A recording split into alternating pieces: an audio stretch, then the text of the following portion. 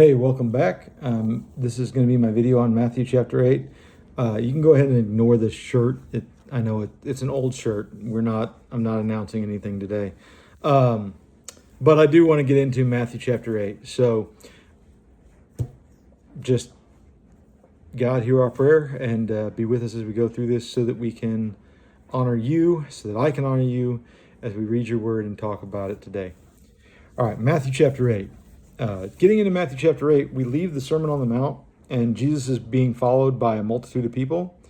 And it goes through several stories. And these stories in Matthew chapter 8, to me, they do not read like they're happening one right after the other, like as a flow of events.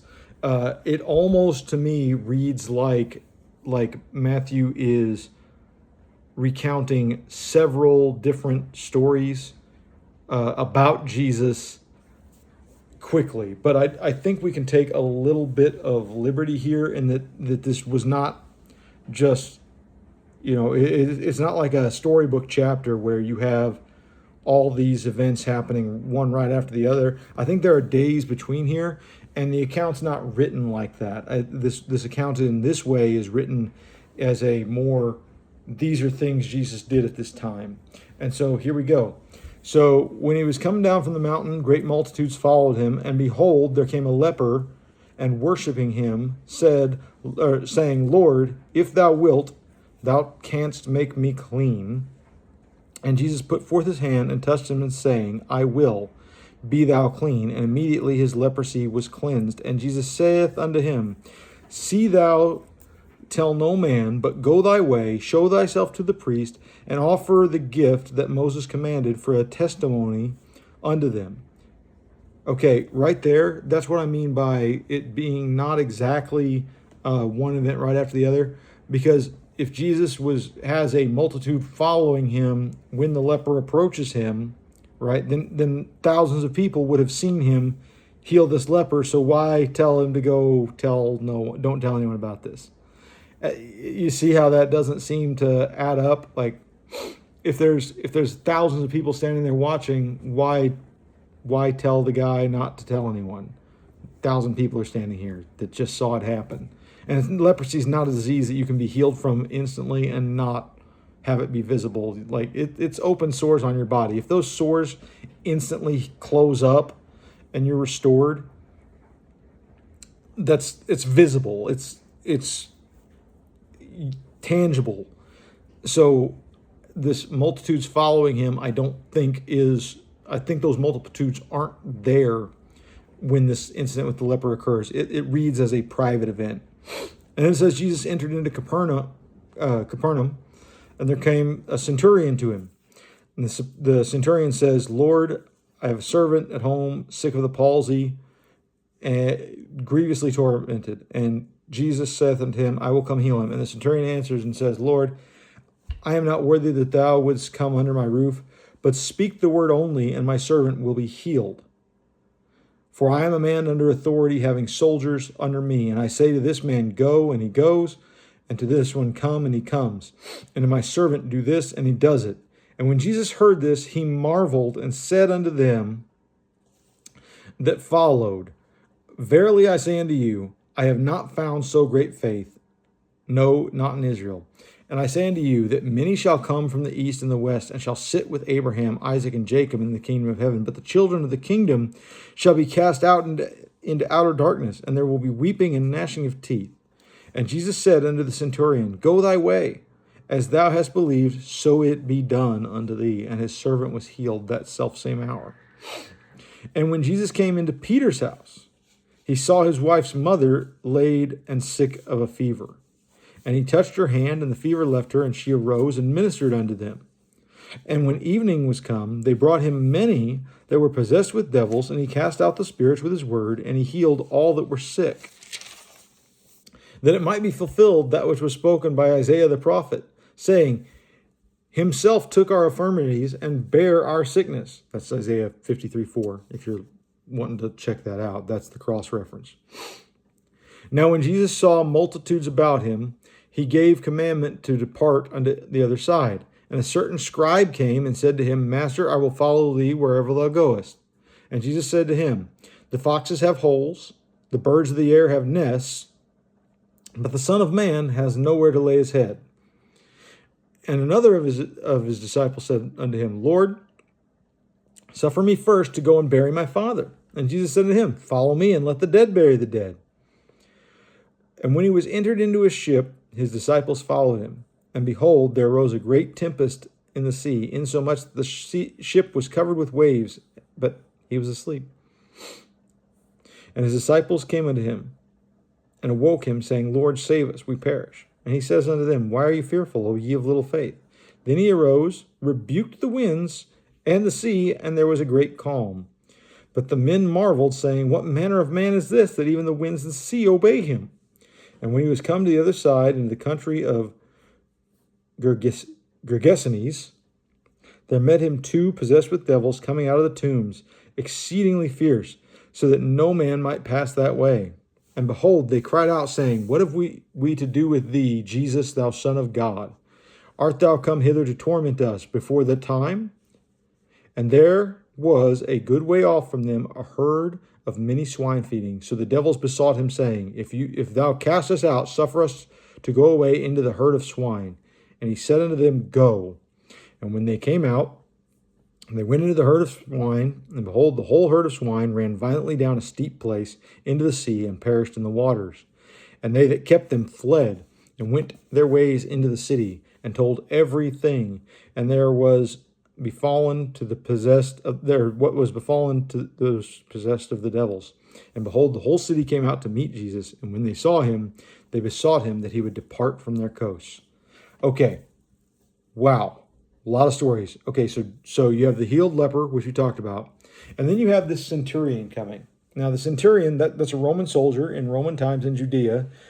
He has authority, and he's heard that Jesus is doing these healings because, honestly, okay, if you go into any hospital right now, if you had the authority to go into any hospital and start healing people and just let people walk out healed, you walk through the cancer ward and start pointing out, your cancer's gone, your cancer's gone, your cancer's gone. And it happened, okay? You pick out any hospital in the country and you do that, and those people start walking out, word is going to get out, okay? No different today than it was back then. If there's some new treatment that even if it was scientifically founded, right? If there was a treatment if tomorrow I come up with a way to stop the runny nose, and I say, hey, you take these herbs and your runny nose is going to go away. It's never going to happen again. And I start handing those out, right? If I start handing those to people, then of course, like if it works, word's going to get out. And I mean, everyone who tries it's going to do it. People get to the point they go, well, what could it hurt me to try it, right? And then I start doing it and it works. And then all of a sudden everyone works. Well, okay, yeah. Well, if he can heal that, let's see what else he can do. And so word gets out, and as his fame spreads of this healing, this centurion has heard, and the centurion doesn't know Jewish history. He doesn't know what a Messiah is. All he knows is that he has seen people healed because of what Jesus has said. And so because he knows that, and because he's desperate, he comes to Jesus and he says, hey, Lord, you can do this, and I need this done. This is my need. And Jesus is just stands there and goes, okay, let's go. I'll go heal him. Centurion says, you don't have to go. Like, I see what you can do. Speak and it's done. And Jesus says, this is faith. This is faith. And he does it. He says, go, it's been done. And the next verse, when it says that same hour, the servant was healed. So what the centurion said was right. His faith was right. Jesus had dominion and power, and still does, of course, has that authority in the earth to heal people. And so he does it for the centurion, who is not Jewish, who is not following the faith or pursuing God in that way. Yeah, wow. It reminds me of the woman from Samaria who says even the dogs are allowed to eat the scraps from the table. It's kind of that same situation, right? Where Jesus is this gift right now was for the Jew. He was sent to them, and and yet he overflows, and he just is who he is, and who he is merciful here, and he has compassion on those who come to him. Then in the very next thing, he goes into Peter's house, and Peter's mother-in-law is sick.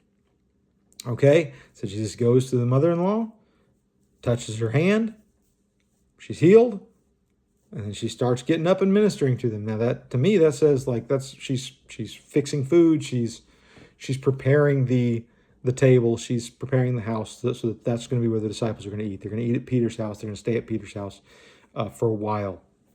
All right, and so into Peter's house, word's out. Okay, that Jesus is doing his thing. He's healing people. He's ministering. His ministry has begun and it's in full swing. So people start showing up at Peter's house. So many from Capernaum come to Peter's house, and he heals them. And this fulfills the prophecy of Isaiah chapter 53. Then you have three people who come, or three things that happen in the next verses. You have the scribe, the son, and the storm. The scribe comes and says, I'm going to follow you. I want to follow you. And Jesus says, are you sure? Because I don't have anywhere to sleep. Like, if you're following me, then it's going to cost you, scribe. If you're going to follow me, then it's not going to be comfortable. And it doesn't tell us here whether the scribe followed or not. It just says that that Jesus said that he doesn't have anywhere to lay his head. This is not going to be a comfortable journey. Christian walk's not going to be, it is not going to be comfortable to follow Christ.